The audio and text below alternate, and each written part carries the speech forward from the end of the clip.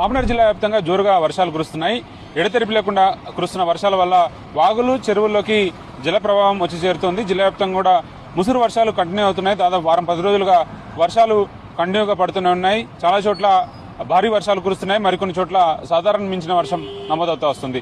జిల్లా వ్యాప్తంగా వర్షాలకు సంబంధించినటువంటి సమాచారం ఇలా ఉంటే కృష్ణా బేసిన్ లో కూడా వరద ప్రవాహం పోటెత్తుతోంది. కృష్ణా బేసిన్ కి రికార్డ్ స్థాయిలో వరద వస్తుంది. ఆల్మట్టి నుంచి అదే మేరలో కంటిన్యూ అవుతున్నటువంటి అవుట్ఫ్లోస్ మనకు నారాయణపూర్ దగ్గర కూడా పరిశీలిస్తే దాదాపు 2 లక్షల క్యూసెక్ల ఇన్ఫ్లోస్ వస్తున్నాయి. అదే మేరలో కూడా డిశ్చార్జ్ కొనసాగుతూ వస్తుంది.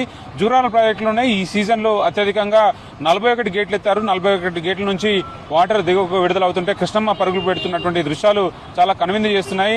ఒక సాగరాన్ని తలపిస్తుంది. ఫ్లోస్ అంతా కూడా సమాంతరంగా గేట్లను తాకుతూ వెళ్తున్నటువంటి దృశ్యాలు ఎంతో నయనానందకరంగా కనిపిస్తుంది.